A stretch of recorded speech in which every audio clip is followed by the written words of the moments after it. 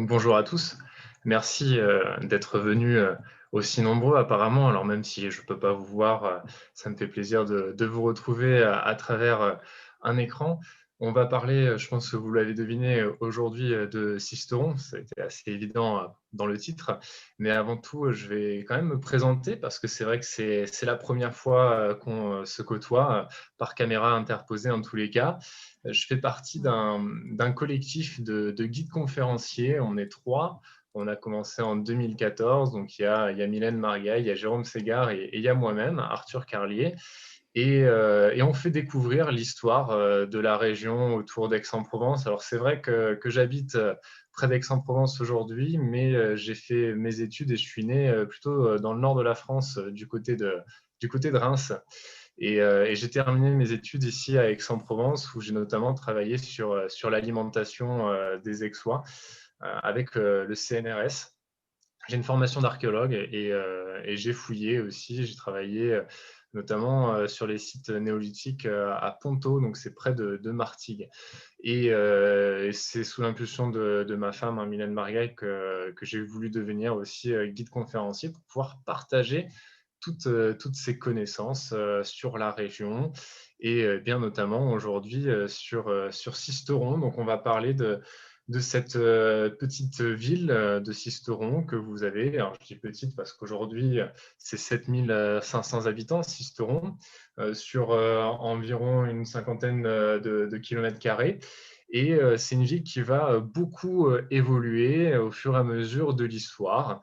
C'est une ville qui a aussi une importance, vous le verrez, à différentes époques, pratiquement toujours pour la même raison, une raison qui va être militaire, parce que c'est un point essentiel.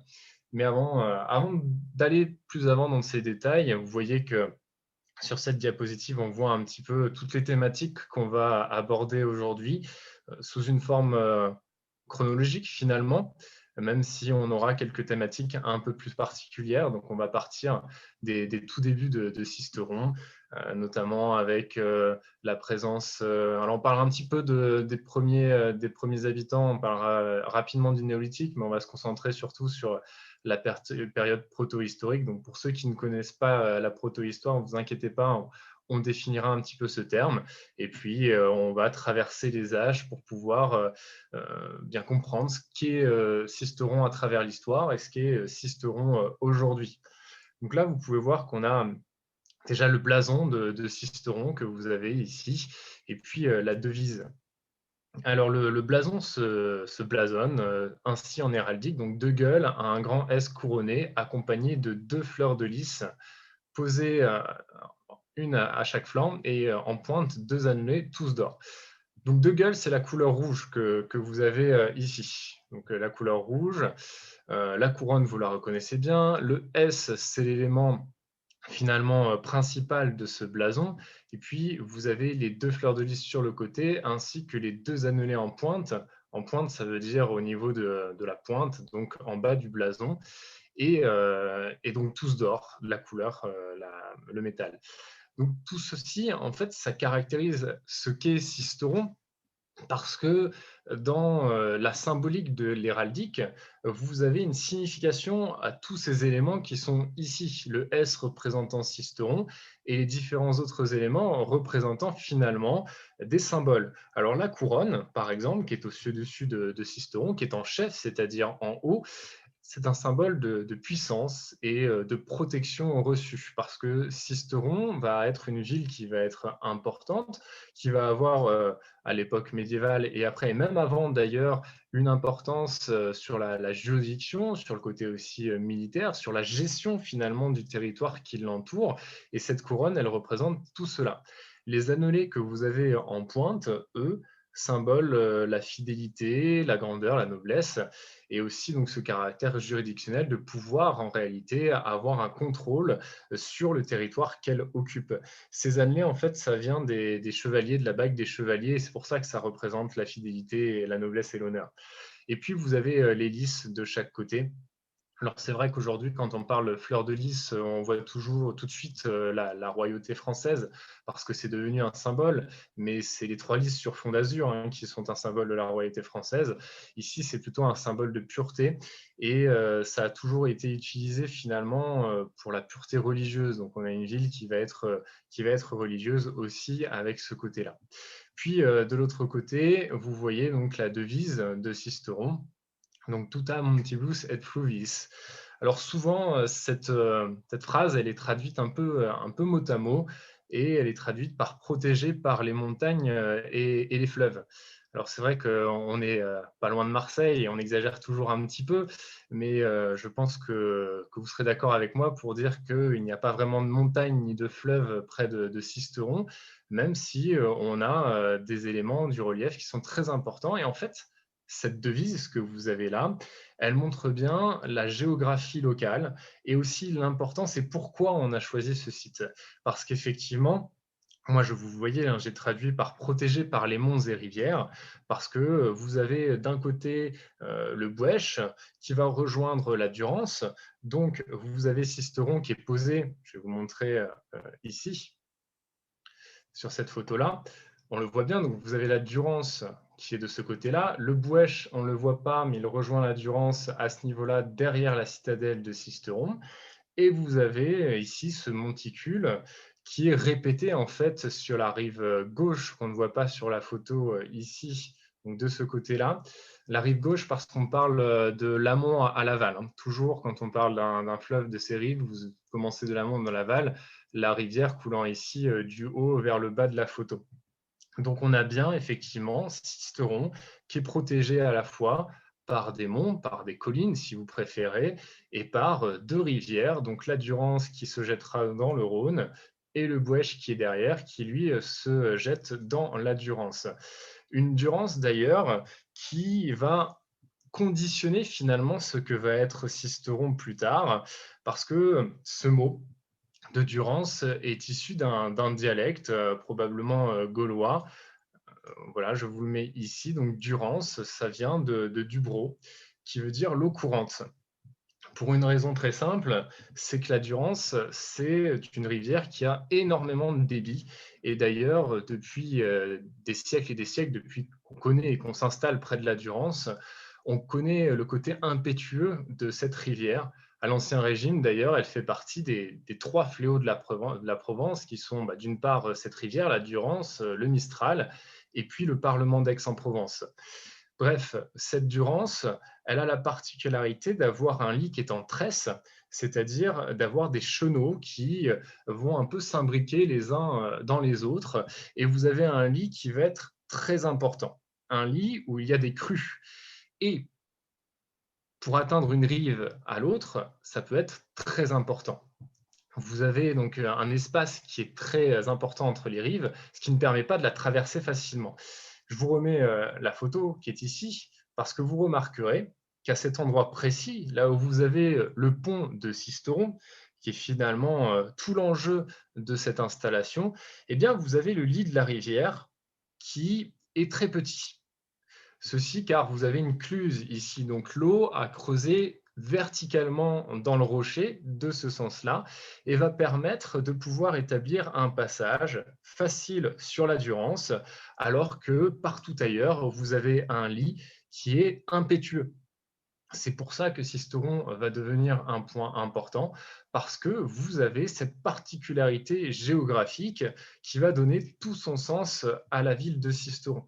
Et ceci depuis très longtemps. Alors même si on n'en a pas forcément la preuve, on a quelques installations néolithiques, hein, évidemment. Donc néolithique, on est aux alentours de moins 2500 ans, moins 2000, moins 2500 ans.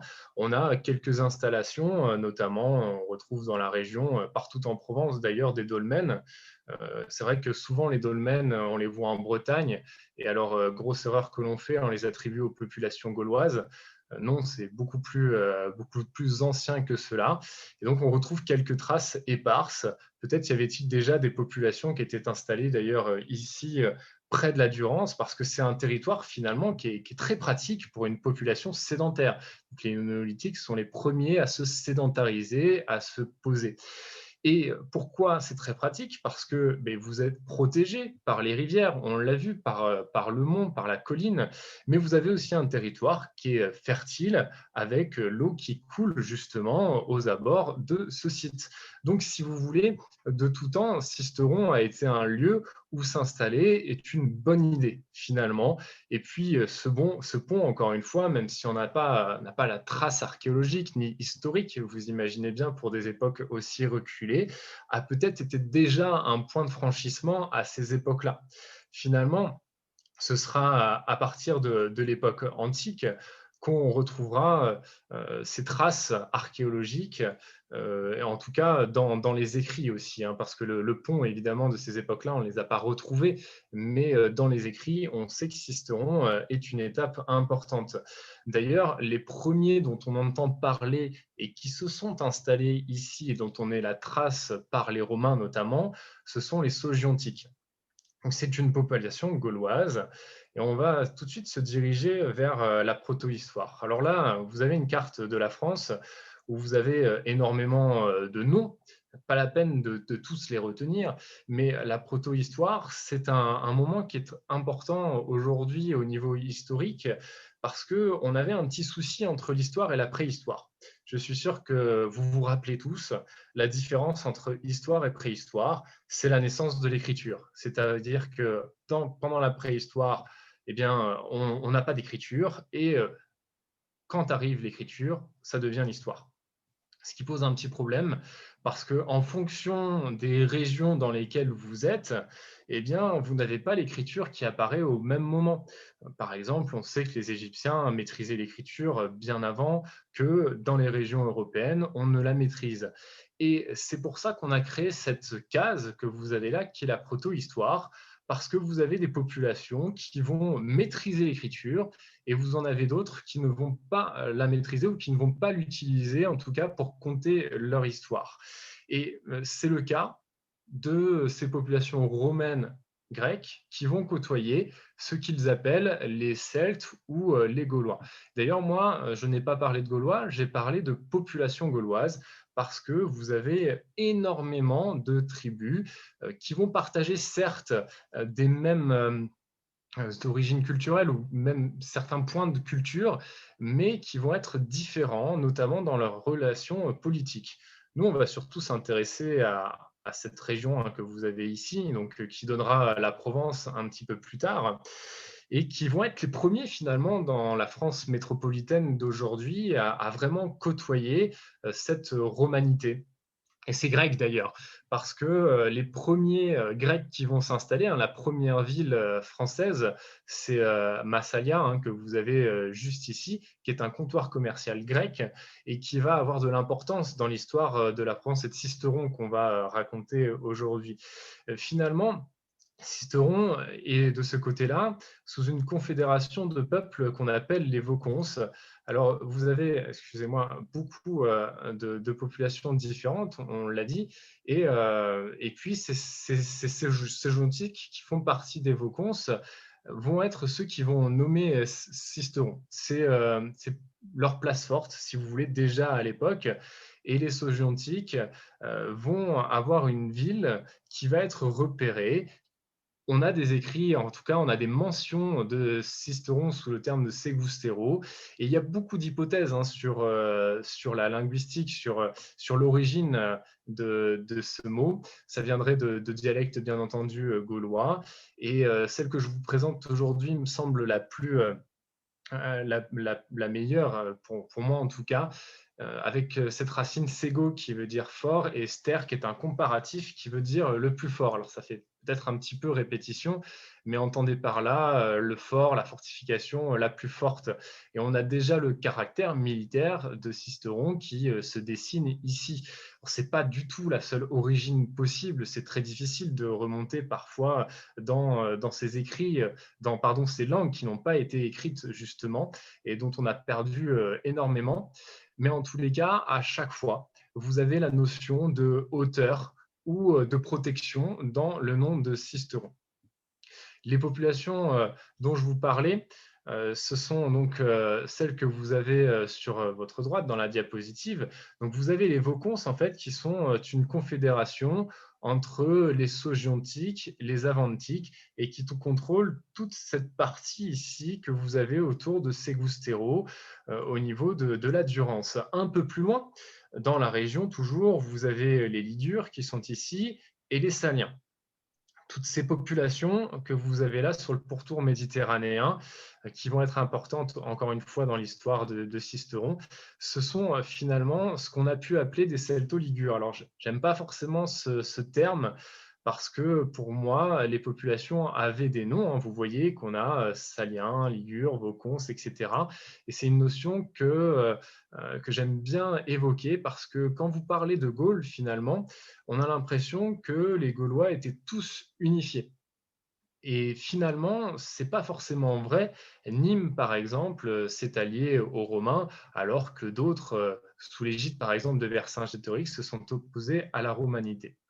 Alors, dans ce contexte où vous avez donc ces populations gauloises qui sont finalement les étrangers des Romains et qui n'ont pas la civilisation romaine, vont être considérés comme des barbares. C'est important d'ailleurs pour Jules César, lorsqu'il fera sa conquête, de justifier politiquement sa conquête. Et de fait, eh bien, il va qualifier ces populations de barbares pour leur dire qu'il faut les civiliser. Et finalement, il a très bien réussi parce que cette notion de civilisation, de barbare, elle va survivre, par exemple, jusqu'au XXe siècle, où on apprenait à l'école en 1950 que les populations gauloises étaient des barbares. Parce que ce qui va manquer aux populations gauloises, c'est l'écriture. En tous les cas, de partager leur histoire par l'écriture.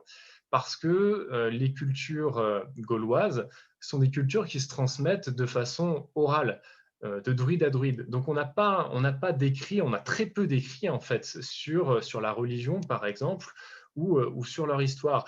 Et les seules populations, les seuls écrits que l'on ait, ce sont les écrits des Romains et des Grecs. C'est pour ça que pendant très longtemps, sans l'apport par exemple de l'archéologie, on a eu cette vision de Romains comme des civilisateurs sur des Gaulois barbares.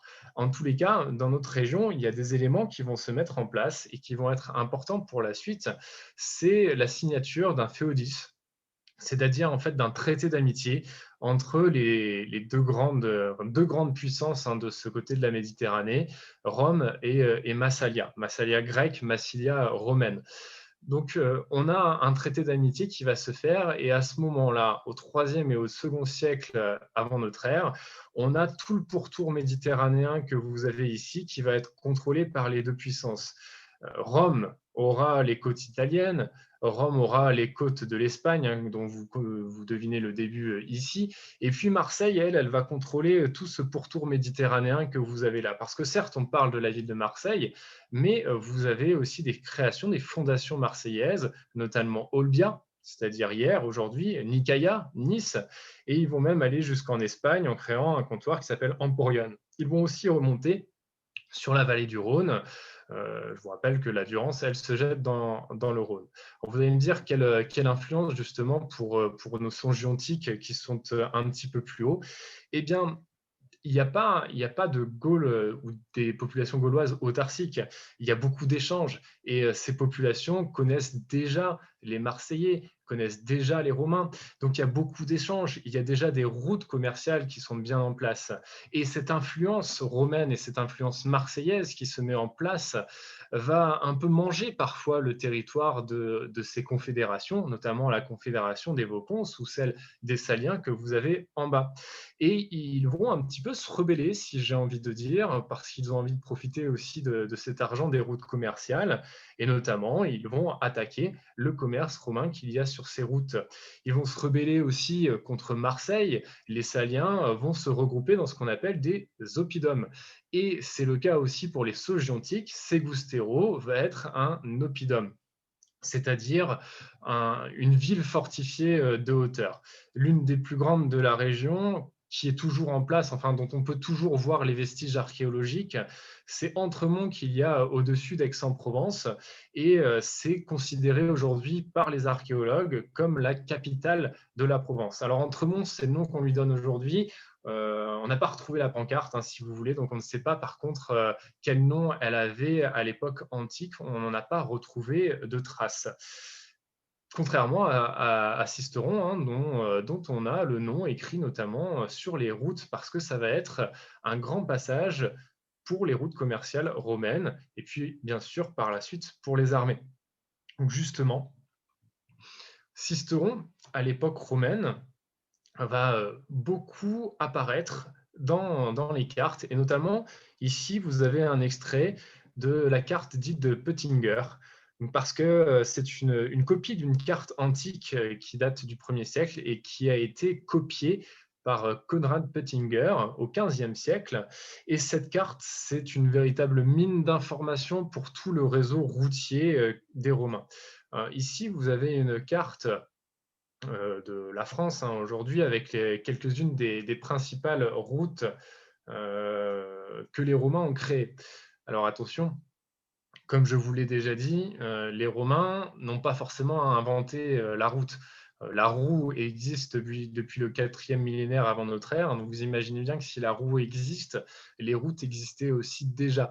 Mais par contre, ils vont développer tout le réseau que vous avez en France, en faisant notamment à peu près 12 000 km de réseau primaire avec des grandes vias qui vont relier l'ensemble de ce territoire romain à la ville de Rome. Donc là, pour ce qui nous concerne, nous, on a la Via Aurelia, qui est aussi appelée la Via Julia Augusta, que vous avez ici, donc qui passe par Arles, qui passe aussi par Aquae Sextiae, et puis qui va repartir vers Rome. Mais vous avez aussi cette route qui passe par les Alpes, qui va jusqu'à l'Espagne, donc, qui est la Via Domitia. Là, vous avez Briançon, qui est noté ici, et c'est sur cette voie que va être Sisteron. En réalité, Sisteron va être une ville importante parce que c'est une mentio, c'est-à-dire une étape sur cette route. Alors, ma diapo a un petit peu avancé. Attendez, voilà. Donc, la Via Domitia, si vous la vouliez un peu en détail, alors, il manque pour moi sur ce côté-là, ça va arriver pour vous.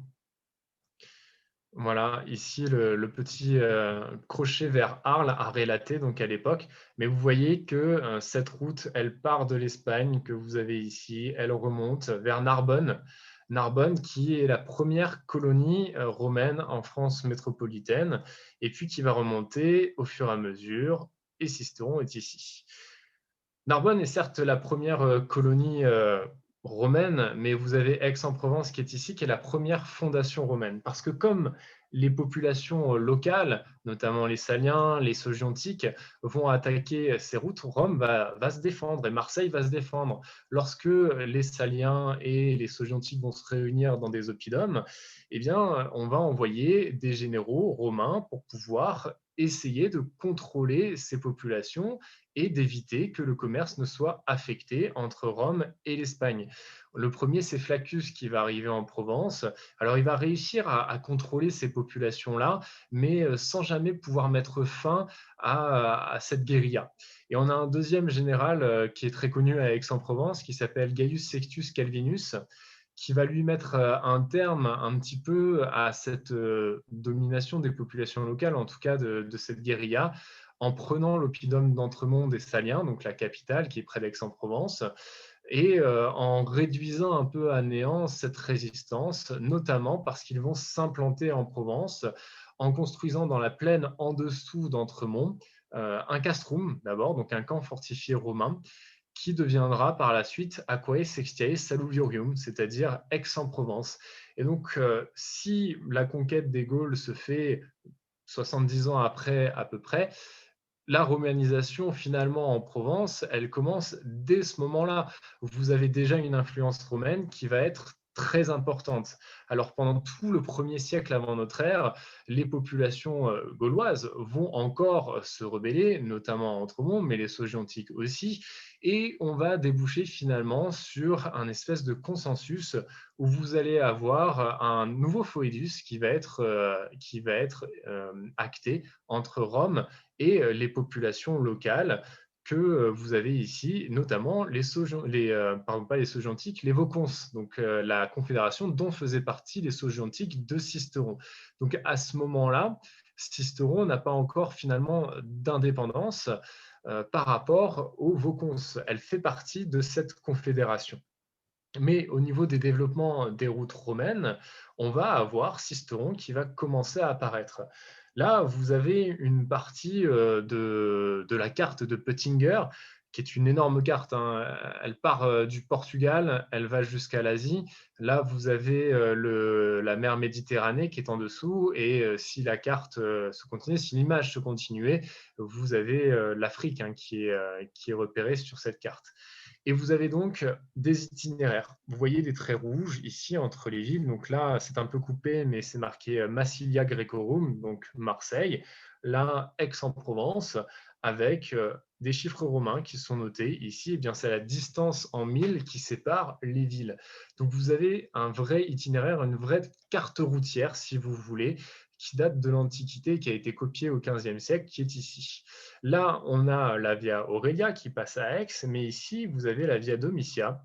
Et on peut remarquer cette mention de Ségousteron, qui est juste là. Donc, on voit bien l'importance de Sisteron comme mentio, c'est-à-dire comme étape sur un parcours qui part de l'Espagne et qui va jusqu'à Rome. Alors, ce n'est pas le seul élément archéologique qu'on ait retrouvé et qui nous permette de montrer l'importance de Sisteron sur ces étapes dans la Via Domitia. Vous avez un autre élément qui est aussi très important, qui a été retrouvé près d'un lac de Rome, qui sont ces gobelets de Vicarello. Alors, ce sont des gobelets, tout ce qui est plus classique, vous allez me dire, sauf que sont gravés dessus eh bien, le nom des étapes avec, vous le voyez en chiffres romains, la distance en milles, encore une fois. Quand vous remarquez que les conventions n'étaient pas les mêmes de tout temps, ici vous avez 4 qui est marqué avec 4 barres au lieu d'un 1 et d'un V comme on le fait aujourd'hui. Mais ces gobelets sont des véritables moyens de voyager parce que lorsque vous partez sur ces routes, vous mettez du temps à pouvoir aller d'un endroit à un autre et forcément, l'une des choses incontournables qu'il vous faudra pendant votre voyage, c'est un gobelet. Et ces gobelets vont donc permettre, probablement, ce ne sont que des hypothèses évidemment, mais elles sont quand même corroborées par ces vestiges archéologiques, de permettre aux gens de pouvoir savoir à combien de milles ils sont de chaque étape. Alors ici, c'est difficile sur cette photo de se rendre compte de ce qui est écrit dessus. Donc évidemment, on a des images qui ont été faites pour pouvoir faire repérer ces voyages. Alors, vous pouvez voir qu'il y a de nombreux noms et on peut en repérer certains sur ce gobelet qui permettent de faire le voyage de l'Espagne vers Rome que vous avez juste ici. Alors, on reconnaît, je vais le retrouver, voilà, Narbonnem que vous avez ici, donc probablement Narbonne qui est repéré sur le gobelet. Puis quand on avance un petit peu, on arrive sur des sites archéologiques qui sont connus encore de nos jours. Ambrosum, par exemple, Nemausus. Nemausus n'est autre que la ville de Nîmes. Puis ensuite, vous avez Arelata, donc Arles. Encore un petit peu plus proche de Sisteron, vous avez Glanum qui est ici, alors qui est encore visible, hein, c'est tout près des Baux-de-Provence. Vous avez toujours les vestiges archéologiques qui sont présents. Et on arrive donc à cette étape, Ségousteronem, que vous avez là, qui est donc Sisteron, repéré donc à la fois sur la carte de Pöttinger comme on l'a vu, et aussi sur cet itinéraire gravé à même les gobelets qui étaient utilisés. Donc, Sisteron est présent dans ces itinéraires romains. En fait, la romanisation, quel est le premier signe de la romanisation? Eh bien, ce sont ces routes. Alors, Sisteron n'est pas une ville où vous avez des vestiges antiques, comme c'est le cas à Nîmes, Arles, par exemple. parce que c'était une ville-étape. Le principal intérêt de Sisteron à ce moment-là pour les Romains, c'est la capacité de pouvoir franchir de manière facile et durable la Durance pour pouvoir se rendre ensuite dans les Alpes. D'ailleurs, la Via Domitia suivait plus ou moins le tracé, le cheminement de la Durance et passait par le col de Montgenèvre. Là, vous voyez Brigantium qui est Briançon, donc juste là, et puis vous avez le continuement de cette via jusqu'à l'Italie. Donc on voit bien qu'à la période romaine, Sisteron va avoir cette importance de cité de passage finalement. Mais à l'époque, c'est assez important parce qu'on voyage beaucoup plus lentement qu'aujourd'hui et on s'arrête pratiquement dans toutes les villes lorsqu'elles sont éloignées de quelques milles pour pouvoir se reposer. Vous avez aussi ce qui va être important pour Sisteron. Donc au 1er siècle, on en a parlé, la signature de ce fameux foedus entre Rome et les Vocons, ce qui va permettre aux Vocons finalement d'avoir une certaine autonomie sous le contrôle évidemment de Rome. Mais à la fin de l'Antiquité, la cité de Sisteron va se détacher de la civitas de ces fameux Vocons pour pouvoir devenir à part entière une civitas, c'est-à-dire un peuple, si vous voulez, fédéré, une ville fédérée de cette Rome qui arrive. Et puis, bien plus tard, on aura un diocèse qui va se mettre en place à Sisteron. Donc là, on est au 5e siècle. Et ça va être le début de cette période où Sisteron va passer de main en main par rapport à différents groupes. Alors là, vous avez une carte assez succincte finalement pour le moment, avec la Provence. Alors, la Provence n'est pas simplement le comté de Provence que vous avez ici repéré sur la carte.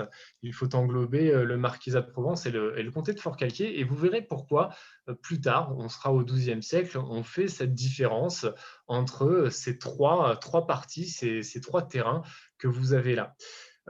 Mais avant de parler de tout ça, on va parler de la fin de l'Empire romain parce que c'est au 5e siècle que l'Empire romain va disparaître et on a déjà des invasions qui commencent à grignoter sur ce territoire romain.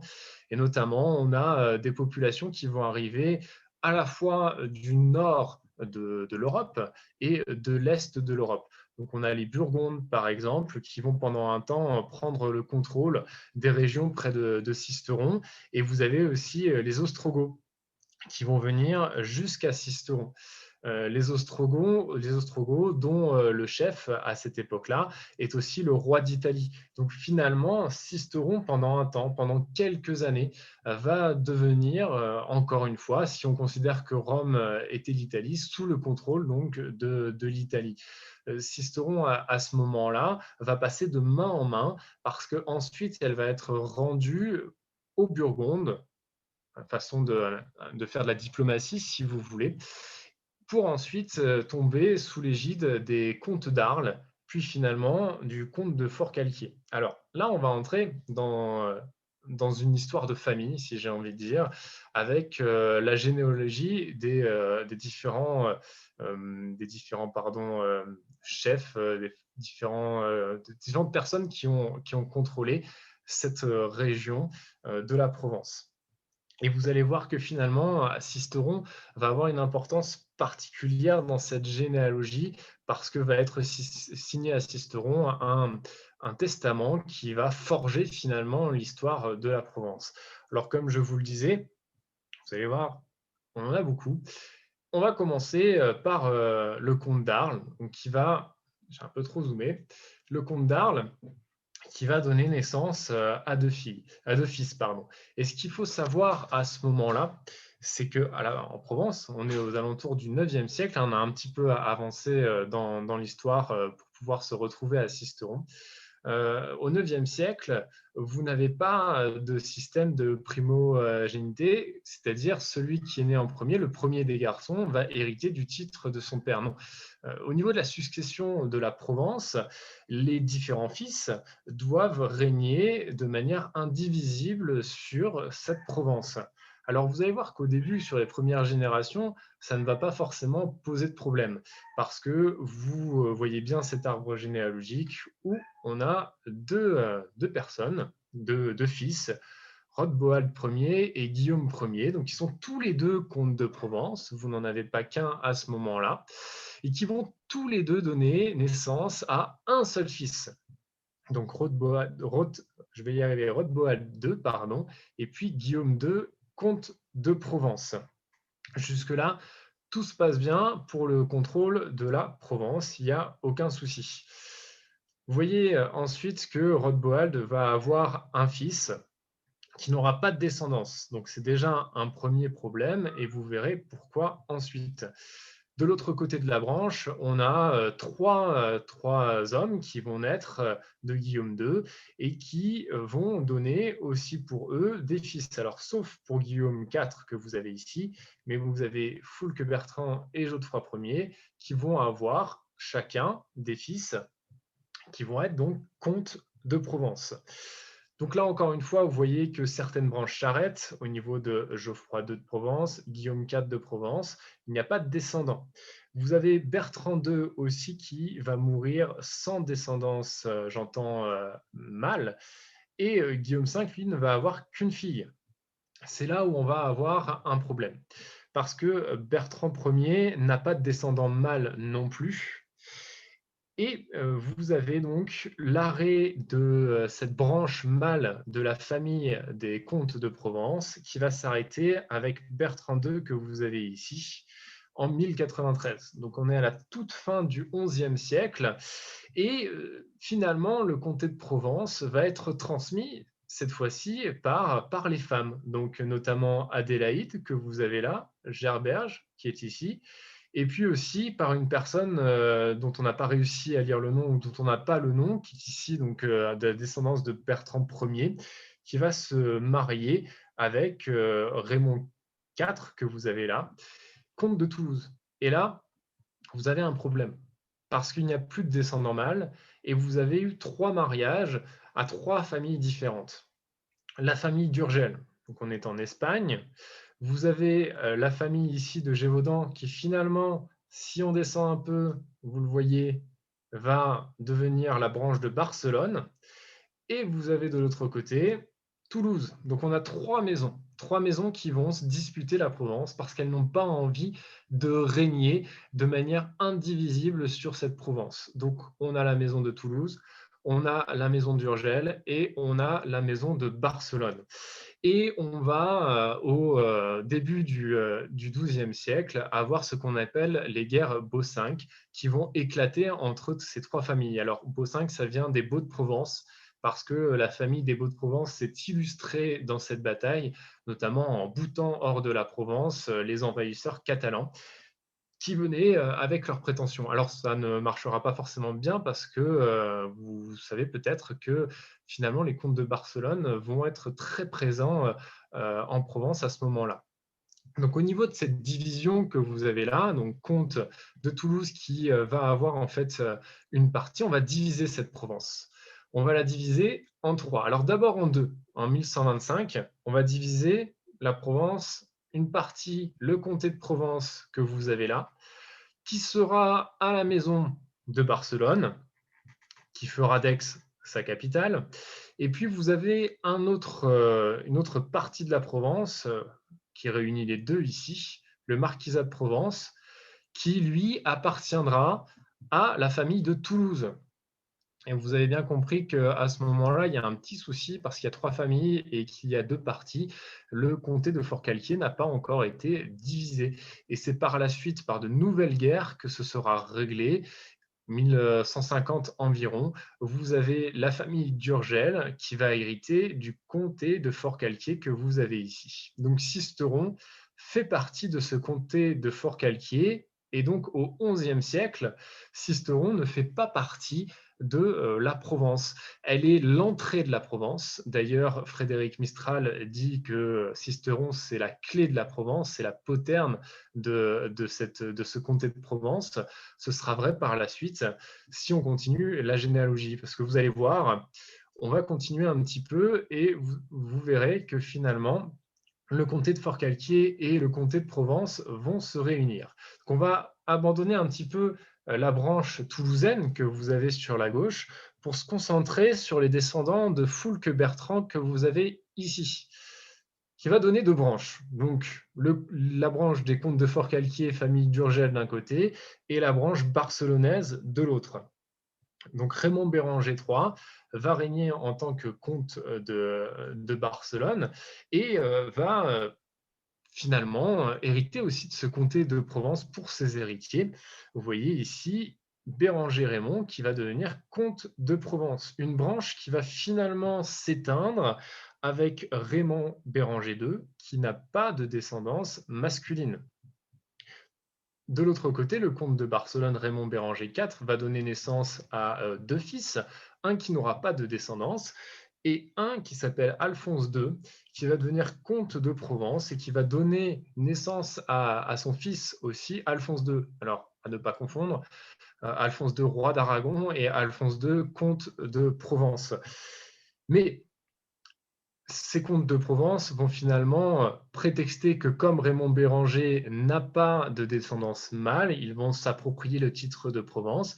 Et c'est comme ça que notre cher Raymond Béranger IV, comte de Provence, va avoir la possibilité de réunir les deux comtés, celui de Forcalquier et celui de Provence, parce que sa mère est comtesse de Forcalquier, seule descendante directe des comtes de Forcalquier, et que Alphonse II, effectivement ici, est lui aussi le dernier descendant direct des comtes de Provence. Donc quand Alphonse II va mourir en 1209, il va forcément faire hériter son titre de comte à Raymond Béranger IV, et sa mère, Gersande, va décider de lui léguer le comte de Forcalquier. À ce moment-là, on a donc les deux parties de cette Provence, sans le marquisat de Provence qu'on a vu au-dessus, qui vont permettre d'être réunies par Raymond Béranger IV. Alors Raymond Béranger IV est un homme important qui a 4 filles et vous allez voir qu'à partir de lui, toute l'histoire de la Provence va se jouer et notamment grâce à un testament qui va être signé dans le couvent des Cordeliers à Sisteron. Donc c'est à Sisteron que Raymond Béranger IV va décider de l'avenir de ses 4 filles et il va faire des mariages politiques qui sont assez imposants. Et dans ce testament de Raymond Béranger IV qu'il signe à Sisteron, il va donner le comté de Provence à Béatrice, qui va se marier au fils du roi, Charles Ier d'Anjou. Alors les sœurs de Béatrice sont au nombre de 3. Vous avez Marguerite de Provence qui se mariera à Louis IX, donc qui n'est rien d'autre, qui n'est personne d'autre que Saint Louis, roi de France. Et le nord de Provence se mariera à Henri III, roi d'Angleterre, et Sancy de Provence se mariera à Richard Ier, qui sera empereur du Saint-Empire. Donc vous avez finalement Raymond Béranger IV qui va marier ses filles à 4 rois. Donc Béatrice qui sera, elle, mariée à Charles d'Anjou, roi de Sicile. Et peut-être que roi de Sicile, duc d'Anjou, ça doit vous parler, parce que c'est à partir de ce moment-là que finalement la royauté française, le royaume de France, va pouvoir avoir des prétentions sur le comté de Provence grâce à ce testament qui a été signé ici à Sisteron. Parce que si on descend un petit peu plus, bien vous verrez que les branches continuent. On a donc Charles II, roi de Naples, qui va donner naissance à Robert, puis à Charles, et enfin à Jeanne, que vous connaissez certainement. Alors pas Jeanne du roi René, celle du XIVe siècle, qui sera comtesse de Provence, et qui ne sera pas très aimée d'ailleurs de la cité d'Aix-en-Provence, qui veut bien garder le pouvoir pour elle. Jeanne exercera son pouvoir de comtesse de Provence difficilement, notamment parce qu'elle aura plusieurs maris qui tenteront de l'évincer de son titre. Mais elle s'éteint sans héritier, et donc le comté de Provence va passer à cette branche ici, avec Marguerite, qui donnera donc un roi de France, comme vous pouvez voir, Philippe VI. Et si on continue à descendre, on arrive jusqu'à notre fameux roi René, que vous avez ici. Roi René, donc le roi René, hein, celui qui a vécu à Aix-en-Provence, qui est duc d'Anjou, duc de Bar, qui est comte de Provence, roi de Naples, roi de Sicile, roi de Jérusalem, aussi titulaire en tous les cas. Donc c'est tout cela par sa généalogie. Et finalement, le roi René n'aura pas de descendant mâle, comme vous pouvez le voir si je descends un peu. En tout cas, descendant mâle qui aura le titre de comte de Provence. Parce que lorsque le roi René va mourir en 1480, il y a une petite bataille, justement, une bataille généalogique. Qui va hériter du comté de Provence? Eh bien, Louis XI, que vous avez ici, roi de France, va trancher entre René II et Charles V, et il va trancher pour Charles V, pour une raison assez politique. Charles V est malade, et le roi René mourant en 1480, Charles V hérite en effet du comté de Provence, mais finalement, un an plus tard, il va mourir. Donc, ce qui fait que finalement, le prochain héritier, c'est Louis XI. Et c'est de cette façon que la Provence va devenir française officiellement à partir des environs de 1486. Donc, tout cela a été permis. Pourquoi? Eh bien, grâce à ce testament qui a été signé à Sisteron par Raymond Béranger IV. Donc l'histoire de la Provence va être vraiment liée finalement à cette généalogie, et à partir de ce moment-là, vous n'avez plus du tout la forme de ce comté-là. Sisteron va passer dans le comté de Provence, mais vous allez avoir un nouveau royaume qui va se créer ici, le royaume d'Avignon, et puis la plupart du comté de Forcalquier et du marquisat de Provence va être mangé, entre guillemets, par un nouveau comté, enfin plutôt, oui, un comté, c'est le Dauphiné, qui sera ici, et qui n'englobera pas Sisteron, mais qui sera juste au-dessus. Et vous voyez que cette frontière naturelle n'est autre que la Durance, avec encore une fois le principal franchissement qui est à Sisteron, d'où l'importance de cette ville dans la défense de la Provence. Alors dans ce contexte-là, il va falloir jouer un petit peu des épaules et surtout faire preuve de diplomatie. La diplomatie, c'est vraiment une notion très importante pour la ville de Sisteron. Et il faut savoir que si au XIe siècle, elle fait partie du comté de Forcalquier et que par la suite, elle fera partie du comté de Provence, Sisteron va avoir une certaine indépendance. On a déjà vu qu'à la période antique, Sisteron avait pu être civitas, donc elle avait aussi une certaine autonomie. Et à partir du XIIe siècle, les comtes de Provence vont confirmer, vont acter la charte consulaire de la ville de Sisteron. Une charte, c'est un document important à l'époque médiévale. D'ailleurs, l'essor de ces documents va s'étaler du XIe au XIVe siècle, et une charte consulaire va permettre à une ville de pouvoir gouverner dans une sorte d'autonomie en ayant des prérogatives par rapport à ceux qui sont au-dessus, c'est-à-dire là, en l'occurrence, la ville d'Aix-en-Provence. Alors, ce mot charte vient du latin charta. Charta qui, à la base, n'est qu'un support. Charta, comme vous pouvez le voir, je l'ai noté ici, c'est simplement au départ une feuille de papyrus qui est préparée pour recevoir l'écriture. Donc c'est vraiment le support sans qu'il n'y ait de notion juridique derrière ou qu'il y ait de notion légale en tous les cas. C'est juste un document sur lequel on peut écrire. Mais ensuite, vous avez une évolution de la sémantique, et ce terme de charta va donner chartula. Alors dans le latin, la norme classique, chartula, on a encore un petit peu dans le vague, c'est un petit écrit, ce n'est pas forcément un acte officiel, mais dans l'influence, dans le langage médiéval, ça devient un acte, un document. Et à partir de ce moment-là, on voit bien que le terme chartula, qui a donné d'abord Chartres en français comme la ville, et puis ensuite Chartes, eh bien, va avoir une dimension juridique. Ces chartes, il en aura de toutes sortes. Vous avez des chartes royales, des chartes comtales, et puis vous avez des chartes pour les villes, notamment ici à Sisteron. Vous avez une charte qui va être consulaire, c'est-à-dire que vous avez un gouvernement particulier qui va être mis en place dans la ville de Sisteron, comme ça s'est fait d'ailleurs à Aix-en-Provence par exemple, et qui ont une certaine autonomie et surtout des avantages, des prérogatives et des privilèges. Et cette charte va être défendue forcément par la diplomatie cisteronaise, parce que c'est important de pouvoir garder cette sorte d'indépendance. Et cette indépendance, elle va servir aussi, notamment parce que au XIVe siècle, vous avez des événements militaires importants qui vont se passer. Au XIIe et XIIIe siècle, on a une sorte d'essor économique en Provence et vous avez très peu, enfin il y a des guerres, hein, on a parlé de quelques guerres, mais en tous les cas, vous avez une émulsion au niveau de la démographie. Vous avez aussi une économie qui marche bien. Au XIVe siècle, ça n'a plus être le cas, notamment à cause des grandes compagnies et de la guerre de Cent Ans. Alors la guerre de Cent Ans, c'est une guerre qui oppose, vous le savez sûrement, surtout le Royaume d'Angleterre et le Royaume de France, et qui utilise beaucoup de mercenaires qu'on a appelés les grandes compagnies. Ces mercenaires forment des troupes qui, lorsqu'il y a une guerre, sont payées par les rois, que ce soit le roi d'Angleterre d'ailleurs ou le roi de France. Et le problème, c'est quand il n'y a plus de combat.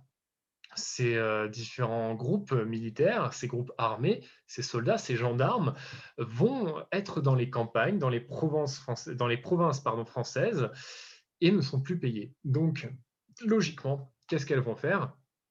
Elles vont piller les villages, elles vont piller les villes, elles vont demander des rançons, etc.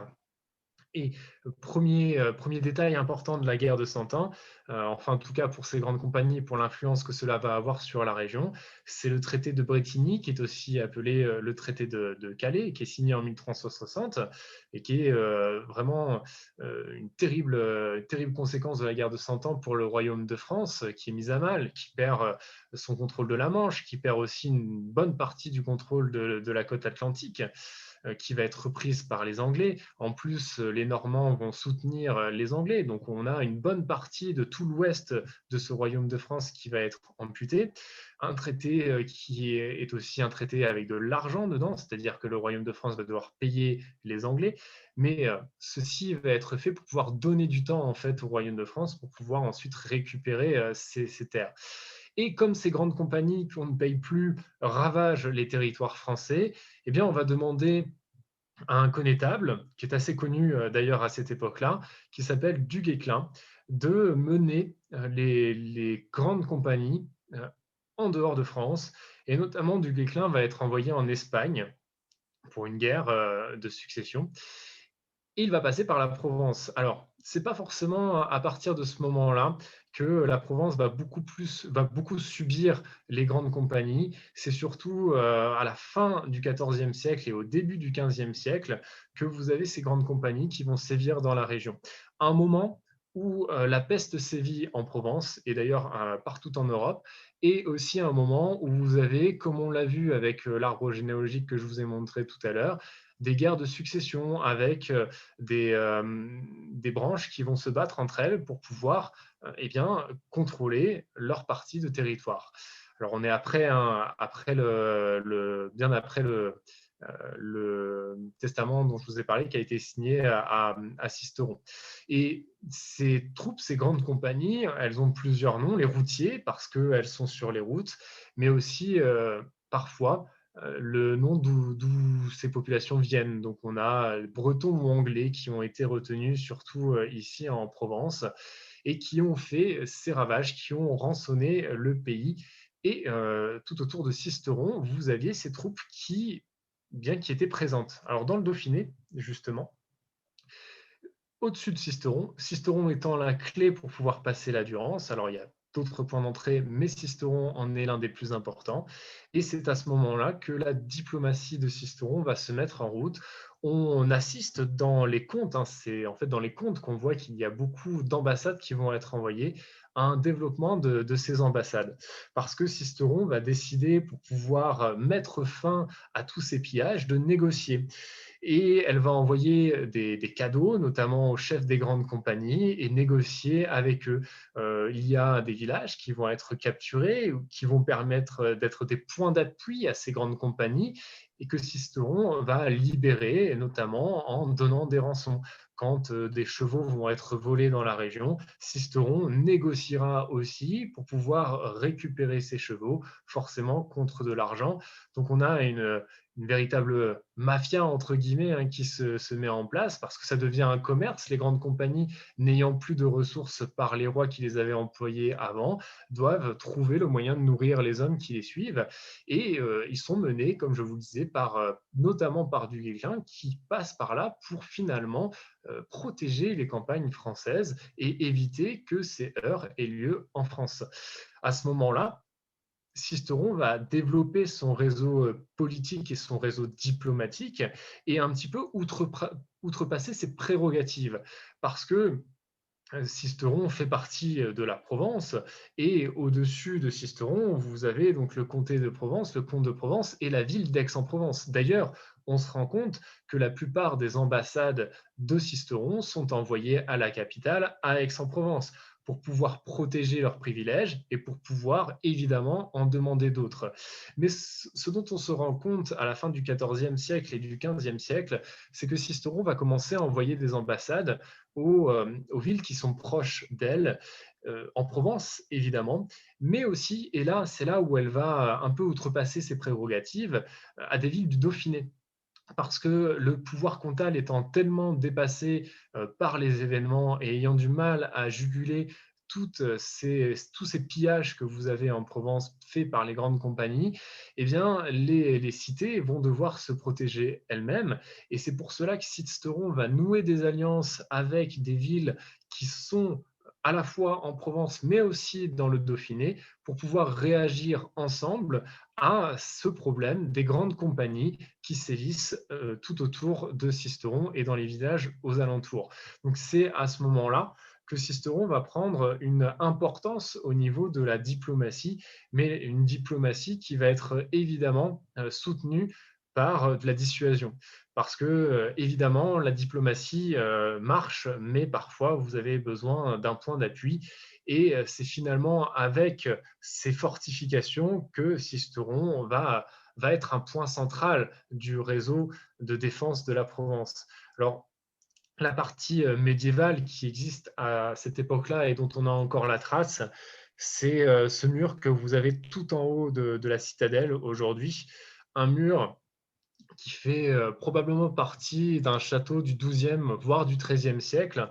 Alors, ce qui ne veut pas dire qu'il n'y avait rien avant. On pense que c'est ici que l'oppidum s'était installé, donc cette ville fortifiée pré-romaine. On pense que c'est aussi ici que se serait installé un castrum romain et puis une motte féodale. De ces trois éléments, on n'a évidemment aucune preuve ni écrite ni archéologique. Enfin, des preuves écrites, on en a un petit peu par les mentions dont on a parlé tout à l'heure, notamment sur les itinéraires, mais des preuves archéologiques, non. On ne va pas évidemment démonter la citadelle d'Entremont, la citadelle de Sisteron pour pouvoir voir ce qu'il y a en dessous. Et encore que, vu les aménagements qui ont été faits, c'est probable qu'il n'y ait plus rien de visible en dessous. Donc vous avez ce mur ici, dont il reste quelques tours. En fait, vous avez une tour à raser qui est là, donc le chemin de ronde qui continue, une deuxième tour ici, et puis un donjon qui est juste là. Ça, ce sont les fortifications qu'il y avait à l'époque médiévale et qui rejoignaient finalement la ville de Sisteron. Donc sur cette gravure que vous avez là, en haut à gauche, ça va zoomer, on voit que la prolongation de ce mur d'enceinte se faisait de ce côté-ci par les tours et que les tours continuaient à entourer Sisteron de cette manière. Là, vous avez une gravure qui est tardive et où les murs ont été baissés, où vous avez encore les vestiges des principales tours, mais vous avez déjà la citadelle, donc on est sur une gravure qui est beaucoup plus tardive que l'époque médiévale. Ce qui est intéressant, par contre, c'est que les tours avaient une forme assez spécifique, qu'on peut toujours voir d'ailleurs lorsqu'on visite Sisteron aujourd'hui. Alors, elle ne ressemble pas totalement à l'image que je vous montre aujourd'hui. Cette image est issue du dictionnaire d'architecture raisonnée de Viollet-le-Duc, et c'est plutôt une tour d'époque romaine. Mais vous allez voir, le principe est sensiblement le même. vous avez une tour qui est bien sûr sur un rempart et qui va avoir la particularité d'avoir une gorge ouverte. Donc à Sisteron, ces tours avec des gorges ouvertes, on les voit encore très bien aujourd'hui et c'est un système de polyurcétique, c'est-à-dire de l'art du siège. La polyurcétique, c'est autant le développement de l'attaque que de la défense au niveau d'un siège. Et forcément, on se répond, c'est-à-dire quand vous avez une innovation au niveau de l'attaque, vous avez une innovation au niveau de la défense.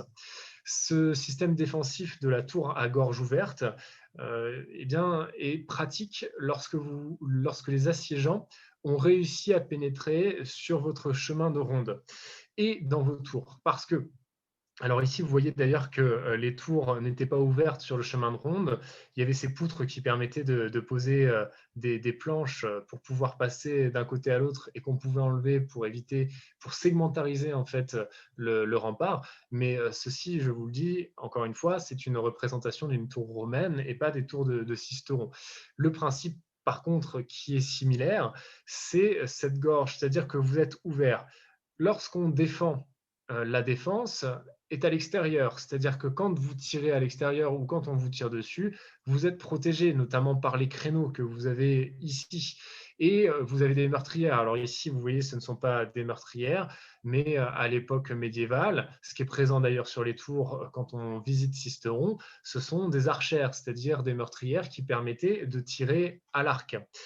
Et ce système permet certes d'être très bien à couvert des attaquants, des assiégeants, mais lorsque les assiégeants prennent la tour, si jamais ils entrent à l'intérieur, cette tour ne leur sert pas de point d'appui ou de point de repos parce que les défenseurs qui sont dans la ville voient ce qui s'y passe à l'intérieur et peuvent tirer sur les personnes qui sont dans cette tour. Donc c'est un système défensif qui permettait d'éviter que la tour permette aux attaquants de créer une sorte de bastion pour pouvoir ensuite envahir la ville. Donc ça, ce sont les fortifications qu'il y avait à Sisteron à l'époque médiévale. Et je vous montre encore une fois cette jolie photo actuelle où on voit encore ces tours qui se dessinent, ce rempart qui se dessine. Là, on a le fameux mur du haut de la citadelle dont je vous parlais. On voit que cela descend à une première tour qui est ici et on voit plus ou moins bien se dessiner le rempart de Sisteron jusqu'à cette tour ici. Et puis la tour qui est devant la cathédrale que vous avez là, qui s'appelle la tour de la Médisance, puis ensuite quelques tours qui restent, un rempart qui continuait jusqu'aux abords de la Provence. Ici, vous aviez ce qu'on appelait le gravier de la Provence, et là, vous aviez une grande amplitude au niveau des montées d'eau de la Durance, mais par l'odonymie, on sait que le rempart descendait jusqu'en bas. Il y a des vestiges d'ailleurs du rempart avec des meurtrières. Et puis là-bas, vous avez une rue qui s'appelle la rue de la Poterne qui est une petite porte. Donc il faut imaginer qu'il y avait un accès secondaire au niveau de la Durance, sur la Durance, pour pouvoir communiquer avec cette rivière. Donc on a bien finalement les remparts de Sisteron qui se dessinent encore aujourd'hui sur cette image. C'est bien sûr les remparts de l'époque médiévale. Et puis ensuite, on va fortifier tout cela. Alors, fortifier cela comment? Eh bien, simplement en ayant une technique différente. Alors, finalement, pourquoi on va fortifier Sisteron avec un système de citadelle? Alors, certains d'entre vous se diront peut-être c'est une très belle citadelle Vauban. Non, Vauban n'a pas fait grand-chose sur cette citadelle, vous allez le voir, et en plus, Sisteron commence à être fortifié à partir du XVIe siècle, pour une raison très simple, c'est qu'après les guerres qu'il y a eu au XIVe siècle, XVe siècle, il y en a eu aussi, et bien au XVIe siècle, ce qui va ravager le royaume de France, ce sont les guerres de religion. Guerres de religion entre protestants et catholiques. On a deux partis qui vont être formés, enfin un troisième en plus avec le Royaume de France, mais vous avez les catholiques qui forment la Ligue, et vous avez donc les huguenots qui sont les protestants. Sisteron va beaucoup intéresser ces deux partis. D'ailleurs, Sisteron sera occupé par les protestants par 2 fois, assiégée par les catholiques plusieurs fois aussi, et la ville sera mise à sac par l'une et l'autre des religions, notamment la cathédrale va être saccagée par les protestants.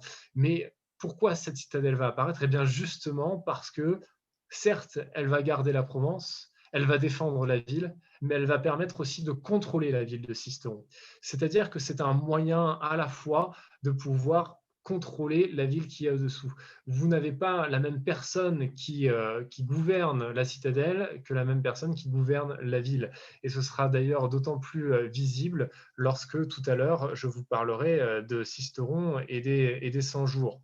Ce qu'on peut voir, c'est qu'on a une technique de fortification qui est totalement différente de ce qu'on faisait à l'époque médiévale, simplement parce que à partir de la fin 15e siècle et au 16e siècle, l'artillerie va évoluer.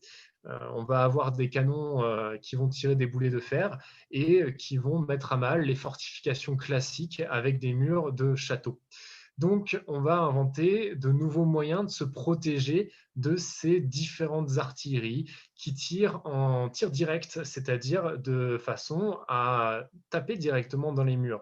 Et l'intérêt de ces fortifications qu'on appelle citadelles, qui vont apparaître en Italie, puis qui vont ensuite se répandre un peu partout en Europe en passant par la France, ça va être de baisser le niveau des fortifications. Le but d'une citadelle, c'est d'être plus ou moins enterré pour laisser passer les tirs au-dessus. Ce qui est un problème, ce qui était l'avantage de Sisteron devient un problème, parce que l'avantage de Sisteron était cette dominance sur la Durance, dominance sur la plaine que vous avez aux alentours, avec une citadelle. Alors certes, on a des citadelles de montagne, mais cette forteresse, finalement, devra pallier le fait d'être possiblement sous le feu de l'ennemi. Mais vous avez tout un système qui va permettre de pouvoir contrôler les accès, défendre les accès, ne pas permettre à l'artillerie de pouvoir toucher les différents accès. Et si jamais vous attaquez la citadelle, eh bien, vous avez plusieurs paliers à franchir. Alors déjà, quand on regarde d'un peu plus près, on voit que du côté ville, ici on est du côté ville, vous avez plusieurs accès. La route carrossable qui est ici, le chemin carrossable qui est là. Et on voit que la particularité de cette porte, c'est d'être défendue par ce qu'on appelle un orillon ici, qui évite qu'on puisse tirer sur la porte directement. Cette porte, elle va être défendue par 2 embrasures que vous avez juste ici et qui permettent évidemment de pouvoir tirer sur les ennemis qui viennent. Ces formes que vous avez ici en diamant ou en flèche ou en pointe, comme vous voulez, sont faites pour éviter qu'il y ait des angles morts au niveau du rempart. À l'époque médiévale, dans les fortifications, vous avez des angles morts qui sont juste en bas des tours et il faut pallier à cela, notamment en créant ces formes que vous avez ici. On a donc un mur avec un fruit, c'est-à-dire que le mur n'est pas droit mais il est oblique, jusqu'à un parapet qui lui va être droit, qui est en haut, le parapet où vous avez des embrasures ou des meurtrières, comme vous voulez, qui permettent de pouvoir tirer. Donc là, vous avez une embrasure à canon, de l'autre côté, vous en avez une aussi, vous avez des embrasures à fusil tout autour, et vous avez ici une guérite qui permettait donc de surveiller l'ensemble du premier glacis. Et quand vous avez passé ce premier glacis euh, avec un pont-levis que vous avez ici, vous avez le deuxième glacis qui est défendu encore une fois, et il faut passer de terrasse en terrasse pour pouvoir atteindre le haut de la citadelle. C'est donc très difficile à attaquer, et c'est un système de défense qui va être très utilisé dans toute l'Europe. Dans la face nord, vous avez des éléments qui sont un peu plus tardifs, notamment ici. Et vous avez un développement de la même façon avec des contrôles qui vont être ici et une porte principale qui sera de ce côté-là. Ce qu'on ne voit pas aussi, c'est que vous avez un grand escalier qui mène à l'intérieur ici, qui est creusé, à une porte de secours qui est un peu plus bas. La porte de secours était destinée au renfort.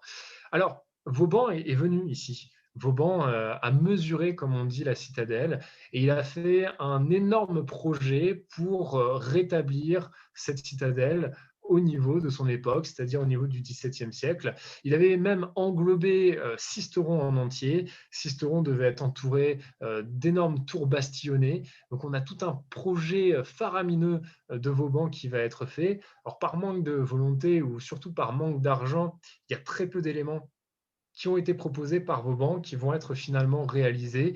Et l'un des principaux éléments sur lequel Vauban avait insisté pour la protection de cette citadelle, c'est la création de la poudrière que vous avez là. Une poudrière qui est semi-enterrée et que Vauban va dessiner pour la citadelle de Sisteron. Donc c'est le seul élément dans cette citadelle qui a été réalisé par Vauban enfin par Vauban sur les conseils de Vauban, et ce n'est donc pas une citadelle qui, contrairement à ce qu'on pense souvent quand on voit ce type de fortification, a été édifiée par cet ingénieur. C'est plutôt Jehan Sarrazin qui a fait les travaux. Jehan Sarrazin qui était un ingénieur en chef du roi de France à l'époque. En tous les cas, vous avez une citadelle qui va permettre de verrouiller cet accès et qui va permettre aussi d'appuyer la diplomatie de Sisteron avec cette possibilité de pouvoir contrôler l'un des seuls points d'accès, je le répète parce que c'est fondamental pour comprendre l'importance de la stratégie de Sisteron et de l'emplacement stratégique de Sisteron, l'accès sur la Durance. D'ailleurs, ça va beaucoup inquiéter un homme qui est Napoléon. Napoléon qui, pendant les 100 jours, va devoir passer par Sisteron. Napoléon, en 1814, va devoir abdiquer et il va devenir l'heureux propriétaire de l'île d'Elbe, la principauté d'Elbe. Il sera empereur d'Elbe. Alors, c'est une petite île près de la Corse, Elbe. Et on lui a promis une rente aussi de 2 millions de francs, alors qu'il ne recevra jamais. Et il a peur aussi d'être déporté plus loin dans une île de l'Atlantique. Et pour toutes ces raisons, il va décider de revenir en France.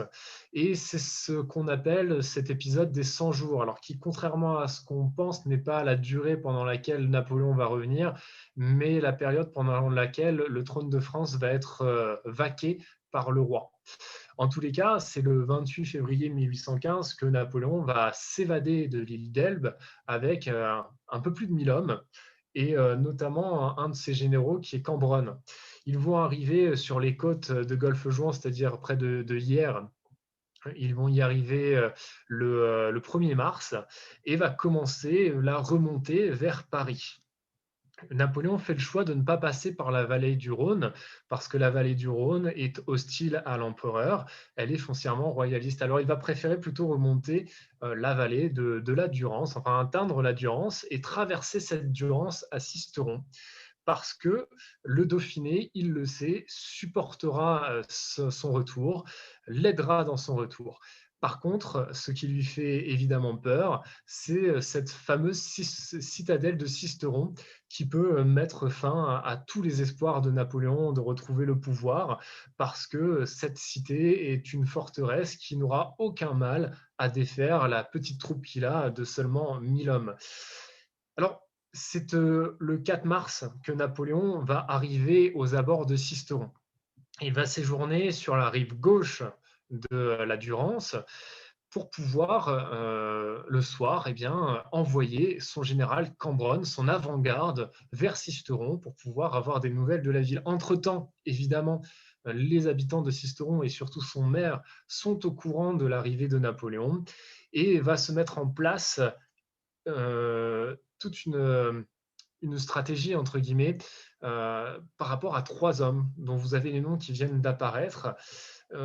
Une histoire assez finalement rocambolesque quand on y repense, parce que vous avez un maire, Jean-Joseph Laurent de Gombert, qui est lui royaliste et qui ne veut pas évidemment que que Napoléon arrive à passer le pont de Sisteron.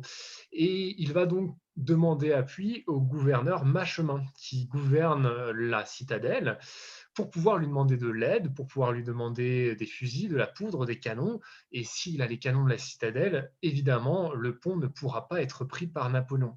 Mais il se trouve que le gouverneur Machemin a reçu le matin même l'ordre du gouverneur du département, c'est-à-dire de l'Auvergne, de vider la citadelle de ses poudres. Alors, est-ce que l'Auverdo était acquis à la cause de Napoléon? Est-ce que, il y a eu une décision royale qui a été donnée, sans l'aval du roi? Ou est-ce qu'il y a eu, quelque chose qui s'est passé pour que l'Auverdo vide à ce moment précis les poudres, de la citadelle? On ne le sait pas, mais en tous les cas, le gouverneur Machemin, qui est un soldat, ne va pas désobéir aux ordres et donc le 4 mars, la citadelle n'a pas de poudre pour ses canons. Alors Jean-Joseph Laurent de Gombert va parcourir la cité pendant toute la journée du 4 mars pour pouvoir trouver des volontaires et défendre la cité de Sisteron, mais personne finalement ne répondra à l'appel et Cambronne va arriver avec une centaine de soldats sur le pont de Sisteron là où on lui dira que la citadelle est sans poudre. Alors il placera des personnes au niveau du pont, il passera des soldats au niveau aussi de l'hôtel de ville, et la ville est déjà quasiment prise. Par contre, pour Napoléon, la nuit du 4 au 5, c'est peut-être l'une des plus longues de sa vie. Il attend le coursier de Cambronne. Toute la nuit, il attend voir s'il pourra passer cette citadelle ou pas. Et c'est au matin que finalement Napoléon va arriver à Sisteron aux alentours de 11 heures, où il va entrer dans la cité, une cité qui est un peu sous le choc pour le moment, et il va déjeuner dans une auberge, et sentant un peu quand même l'ambiance difficile qu'il y a dans cette cité, il va partir assez tôt, il part en début d'après-midi de Sisteron. Et une fois qu'il a passé le pont de Sisteron, ce point stratégique, névralgique, pour lui, eh bien, il arrive dans le Dauphiné et il prononcera cette phrase « Je suis à Paris » parce que pour lui, c'était le dernier élément qui pouvait mettre fin à son retour. C'était le seul qui pouvait résister à son retour. Et de ce moment-là, il va monter très facilement à Paris. Il y aura ce fameux épisode près de Grenoble où il y aura cette confrontation avec un général qui se ralliera finalement à Napoléon, mais ce sera vraiment Sisteron qui a inquiété Napoléon et lorsqu'il l'a passé, c'est fait, il pourra revenir facilement à Paris. Alors la fin de carrière de cette citadelle, de cette cité militaire, va se terminer pendant la Seconde Guerre mondiale. Là, vous avez une photo qui est d'assez mauvaise qualité, mais qui a été prise le jour même des bombardements sur la citadelle de Sisteron. Cette citadelle qui était devenue un lieu où on enfermait des prisonniers. Entendez par là des prisonniers politiques. Et on a un fait d'armes qui va se passer par la résistance sisteronaise à ce niveau-là, à ce niveau de la citadelle. On est en juillet 44, et c'est grâce aux mémoires notamment d'un de ces résistants qui s'appelle Marcel Put qu'on a pu avoir bien ces récits qui nous ont été transmis. Et Marcel Put va participer à un acte de libération le 21 juillet 1944, où ils partent du maquis qui s'appelle le Bayon, qui est cinquantaine de kilomètres de Sisteron. Il est réveillé par son chef qui lui dit qu'il a besoin de lui pour une opération militaire. Ils partent à une petite dizaine dans un camion. Et il se trouve qu'à ce moment-là, il ne sait pas du tout vers où il va. Ils partent très tôt le matin, c'est encore le couvre-feu. Euh, donc ils n'ont pas le droit de circuler. Vous imaginez bien. Ils prennent déjà des risques. Ils sont à une cinquantaine de kilomètres heure sur les routes qui ne sont pas pavées à l'époque, qui ne sont pas goudronnées, pardon, à cette époque-là.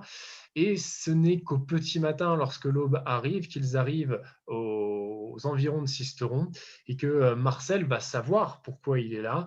En réalité, il sait que la citadelle va être prise, qu'ils vont devoir prendre cette citadelle pour pouvoir libérer les prisonniers. Il se trouve que Marcel, c'est un Sisteronais donc, qui a passé son enfance à gambader, à jouer dans les ruines de la citadelle. Donc, il la connaît. Et c'est pour cela que, enfin, les ruines, pardon, pas les ruines à cette époque-là, mais sur la citadelle en elle-même. Et c'est pour cela qu'il va être demandé, parce qu'il connaît bien aussi les petites andrones qui montent jusqu'à la citadelle. D'ailleurs, il y a deux groupes qui vont être formés. Il y en a un qui est composé de plusieurs résistants, certains habillés en gendarmes, d'autres en prisonniers. Les autres, dont fait partie Marcel, attendent sur le côté, cachés sur un talus, pour pouvoir attendre que ceux qui sont déguisés ouvre la porte de la citadelle et entre à l'intérieur. Alors ça va très bien marcher.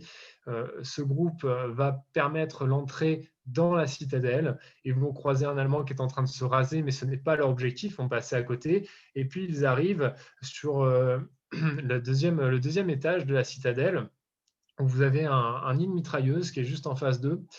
Et là, ils s'arrêtent, ils se plaquent contre le mur, mais si la mitrailleuse avait tiré, ça aurait été une catastrophe. Ils étaient complètement à découvert, hein. C'est l'intérêt de ce système d'étagement et de glacis que vous avez à chaque terrasse.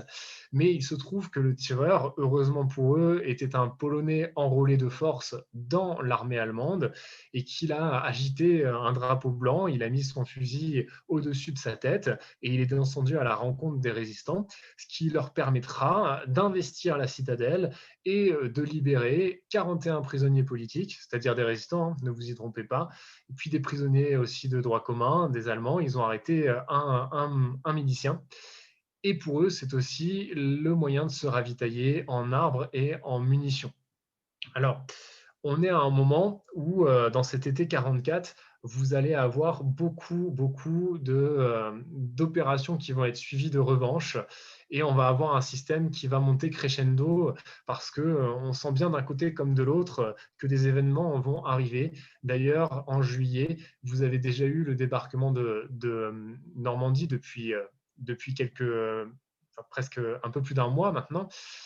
Et on avait planifié un débarquement pour la Provence aussi. Donc tous les maquis avaient commencé à faire une guérilla pour pouvoir préparer ce débarquement. Mais il se trouve que le débarquement aura lieu seulement le 15 août 1944. D'ailleurs, petite faute, hein, sur le diaporama, vous voyez, j'ai oublié le chapeau sur août et j'ai mis 45, c'est bien 44, évidemment. Et ce 15 août 1944, au niveau du débarquement de Provence, vous allez avoir la citadelle de Sisteron qui va être bombardée. En réalité, ce n'est pas du tout la citadelle de Sisteron qui était la cible des bombardements, mais les différents ponts, notamment celui du Bouèche. Donc, ce n'est pas la cible que visaient les Alliés. Mais forcément, des bombes vont tomber sur la citadelle et un bombardier de la coalition des Alliés va d'ailleurs devoir décharger ses bombes pour éviter de se cracher et il va décharger ses bombes sur la ville de Sisteron. Donc, elle va subir énormément de dégâts de la part des Alliés à ce moment-là et ce qui va mettre en ruine totalement la citadelle que vous pouvez voir, même si la photo est d'assez mauvaise qualité. Ce sera assez dur pour les résistants, car après ce fait d'armes assez héroïque, eh bien, les différents mouvements qu'il y a autour de Sisteron seront très durement réprimandés. Mais ensuite, très rapidement, les Alliés arriveront jusqu'à Sisteron et puis ensuite à Lyon.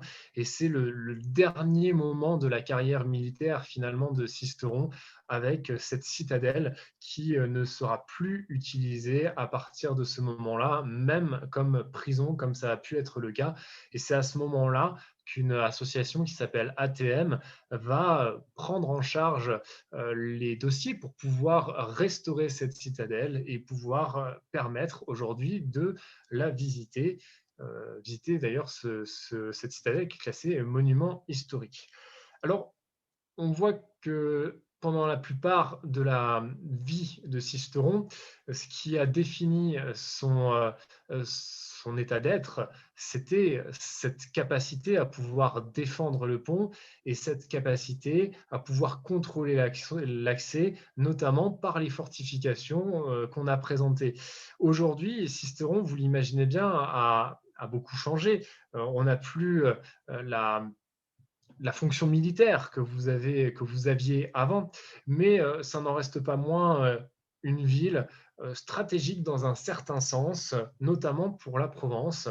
L'économie de Sisteron tournant sur plusieurs secteurs. Alors évidemment, vous avez le secteur de l'agriculture, mais bon, c'est commun à nombreuses villes. Vous avez notamment de l'huile de Provence qui est créée à Sisteron, avec à peu près 75 hectares qui sont labellisés. Avant le phylloxéra, il y avait aussi de la vigne qui était cultivée. On a des importants abattoirs là-bas avec une appellation de l'agneau label rouge. On a bien sûr le pôle touristique, historique avec la citadelle dont on vient de parler, patrimonial aussi parce que vous avez énormément de vestiges du passé à Sisteron. C'est vrai que j'ai pas parlé aussi des fouilles archéologiques qu'il y a eu au niveau de l'Antiquité. Et Sisteron, de l'Antiquité, on a surtout des sépultures, notamment en bâtière. Donc on a tout ce côté funéraire que l'on retrouve, mais on retrouve moins ce qui peut être visible au premier abord, comme quand vous allez à Nîmes et que vous voyez l'amphithéâtre, par exemple, qui est très bien conservé. Ça c'est ce qu'on va dire, c'est le côté actuel de Sisteron qui est le plus visible. Mais vous avez aussi une importance stratégique avec une usine qui se trouve par ici, qui est une usine Seveso Sanofi, donc, qui est une usine avec des produits chimiques très contraignants, et c'est pour ça qu'elle est classée Seveso, et qui est une usine qui crée des vaccins et des médicaments pour les maladies rares. Mais ce qu'on ne voit pas, qui est le plus caché à Sisteron, c'est la centrale hydroélectrique que vous avez à Sisteron et qui est l'une des plus importantes finalement de la Provence et de la Durance. En fait, sur la Durance, vous avez plus de 30 centrales, enfin, vous avez environ 30 centrales, sans compter les barrages en fait, EDF sur cette Durance. Et la centrale de Sisteron est celle qui produit le plus de kilowattheures par an dans la région. Vous le voyez, je l'ai noté, c'est à peu près 750 millions de kilowattheures. Et la Durance, en totalité, elle produit environ 40% de l'électricité que l'on a en Provence. Enfin, 40% de la production, mais pas de la consommation, parce qu'on consomme beaucoup plus que l'on produit en Provence. En tous les cas, vous avez la Durance qui représente grosso modo 6 à 7 milliards de kilowattheures par an. Et donc, vous en avez à peu près 1 milliard, un peu moins d'un milliard, qui est créé à Sisteron, ce qui n'est pas du tout visible parce que vous avez un canal qui passe sous la cité et elle est totalement enterrée, cette centrale hydroélectrique. Parce que si avant, la Durance était assez impétueuse, aujourd'hui, elle a été apprivoisée, elle a été canalisée et évidemment aussi, ce que vous voyez juste là sur la photo, c'est une digue qui n'existait pas avant, bien entendu, et qui va permettre aussi de pouvoir diriger le flux de cette Durance. Donc, on a encore à Sisteron une certaine un point d'importance qui a bien changé par rapport à ce qu'on a pu à travers les siècles, mais qui reste tout à fait un point important pour la Provence et pour l'indépendance de la Provence aujourd'hui. Donc finalement, Sisteron, qu'est-ce qu'on peut en dire? Eh bien que c'est une cité qui a traversé les âges, qui n'a pas forcément eu l'importance de certaines autres cités, comme par exemple Nîmes, Arles, Narbonne, Aix-en-Provence, Arles, au niveau de l'histoire générale, mais qu'elle a participé toutefois à l'élaboration de cette histoire et elle a une certaine importance dans l'histoire qui nous concerne, c'est-à-dire celle de la Provence, dans la formation même de la Provence, dans le contrôle de cette Provence et dans la formation aussi de ce qu'a été la Provence et de son territoire. Je vous remercie beaucoup de votre attention et on peut passer aux questions si vous en avez eu pendant la présentation de cette conférence.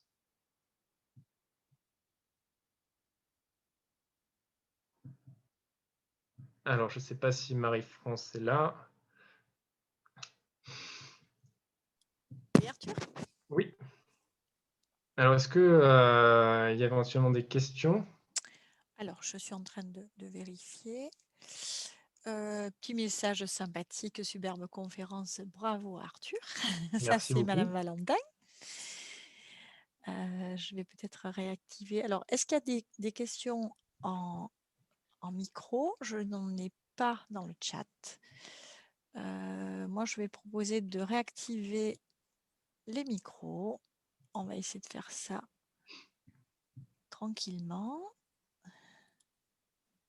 Alors, ici.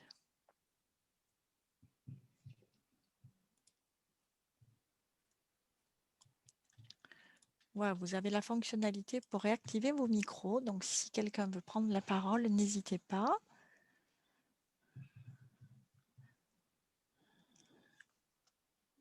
Les micros sont réactivés.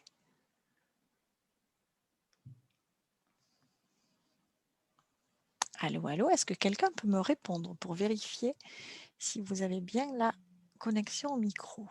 Monsieur Alain, je vous vois connecté. Monsieur Servan, c'est parfait. Merci. Oui, bonjour. Je ne sais pas si le son passe bien ou pas. Oui, monsieur Alain, on vous entend bien, merci. Merci. Je voulais juste vous poser une question par rapport à l'évêché de Sisteron. Vous nous avez dit qu'il apparaissait vers le 5e siècle. Le diocèse. Oui, quelle a été son importance et sa durée? L'évêché de Sisteron a été important jusque récemment, lorsque on va avoir une division un peu plus grande. Alors c'est vrai qu'on n'a pas parlé énormément de pouvoir ecclésiastique pendant la conférence. À Sisteron, vous aviez beaucoup de couvents, comme ça se faisait d'ailleurs beaucoup dans l'ensemble des villes.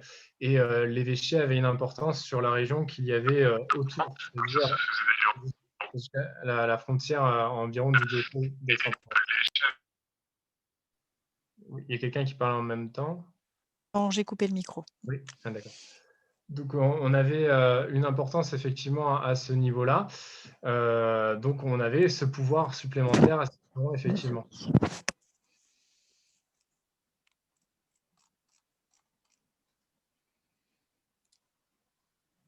Monsieur Alain? Oui, merci. Merci beaucoup. Mais de rien. Est-ce qu'il y a d'autres questions peut-être?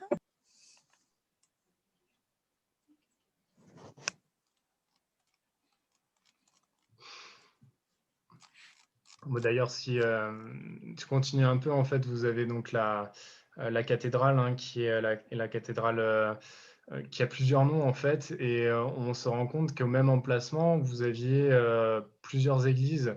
Donc, on a vraiment la cathédrale, plus les vestiges d'un ancien nom d'une cathédrale ou d'une église qui était à côté, et derrière, vous avez aussi un couvent. Donc, on a vraiment un partie religieuse qui va être importante. Et dans la région, au niveau des guerres de religion dont on a parlé tout à l'heure, finalement, ces points centraux vont être des points d'entrée pour les différentes religions, que ce soit les protestants ou les catholiques, alors qu'ils se respectaient à un certain moment. On avait des populations qui se respectaient, mais le feu étant mis aux poudres à un certain moment, on en a parlé tout à l'heure, la cathédrale va être totalement saccagée. On va par exemple détruire les orgues de la cathédrale. Donc par ces moyens-là, en fait, on voit que aussi l'importance de Sisteron au niveau de l'archevêché était présent. Merci beaucoup. D'autres questions? Alors, j'ai dans le chat de discussion, je vais donner la parole à Chantal. Voilà. On vous écoute, Chantal.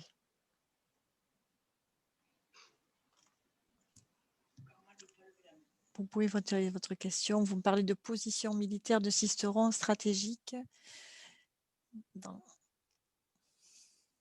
On vous écoute.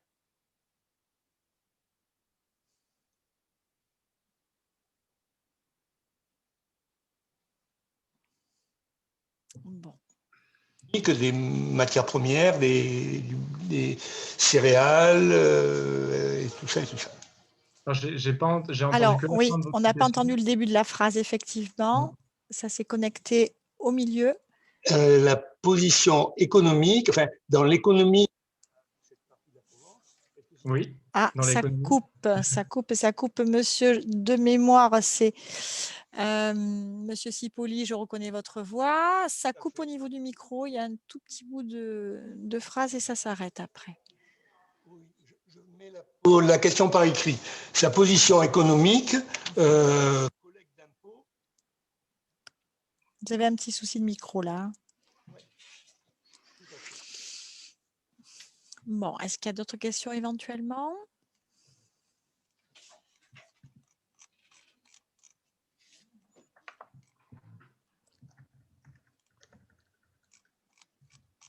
On a un petit peu de mal avec Monsieur Sipoli. Le Oui, micro le micro, coupe, effectivement. Bon, je vois écrit sa position économique, collecte, impôt. Bon, Ben justement, Sisteron avait des prérogatives et des avantages, notamment sur la collecte des impôts, évidemment. Donc, elle pouvait profiter d'impôts particuliers et puis surtout, elle n'était pas forcément obligée de payer certains impôts à la ville d'Aix-en-Provence, au comté de Provence. Donc ça, c'est déterminé par la charte consulaire qu'avait Sisteron et qui lui permettait d'avoir une certaine hégémonie sur son économie à elle. Et effectivement, elle avait un territoire qui était, comme on l'a évoqué, assez fertile et qui lui permettait de pouvoir avoir des ressources en blé, notamment, qui étaient importantes. Mais c'est sûr que la ville de Sisteron, à cette époque-là, produit surtout du vin. Ce qui va lui permettre d'avoir ces ressources-là, c'est notamment la connexion avec la Durance, qui elle-même se connecte au Rhône. Donc c'est à partir de ces points d'entrée principaux que Sisteron va pouvoir s'alimenter. On sait aussi qu'il y avait des salines à Sisteron. Alors, on ne récoltait pas évidemment du sel à Sisteron, hein, mais vous aviez, on le voit par l'odonymie, des dépôts de sel. Et en fait, le fait d'avoir des dépôts de sel dans une cité, ça montre aussi son importance parce que le sel, c'est un élément très important. C'est pratiquement, alors, pas jusque-là, mais c'est pratiquement une monnaie d'échange parce que ça permet de conserver la viande, par exemple. Donc, on a une industrie du sel qui avait des dépôts à Sisteron. Et c'est pour ça qu'on voit donc son importance économique, encore une fois, sur la Durance par ce biais-là. Alors, l'odonymie, c'est vrai que j'en parle, je n'ai pas donné la définition. Pour ceux qui ne savent pas, c'est l'étude des noms des rues, qui permettent parfois de retracer ce qu'il y avait dans les rues, parce que ce qu'il y a d'intéressant à l'époque médiévale, ce sont les habitants qui vont donner le nom à leur rue, et ils vont donner le nom par rapport à quelque chose qui est visible. Donc la plupart du temps, quand vous avez un nom de rue d'époque médiévale, eh bien vous pouvez déterminer plus ou moins le commerce qu'il y avait à l'intérieur. Très bien. Arthur, merci beaucoup pour Merci à vous. cette première superbe conférence. On se retrouve le jeudi 1er avril avec la science au service des archéologues et précisément comment savoir ce que mangeaient nos ancêtres. C'est ça. Ça sera le 1er avril. Voilà. On se retrouve sur Zoom également. On va devoir arrêter parce que j'ai un cours d'atelier mémoire qui enchaîne derrière. Un grand merci. À très bientôt.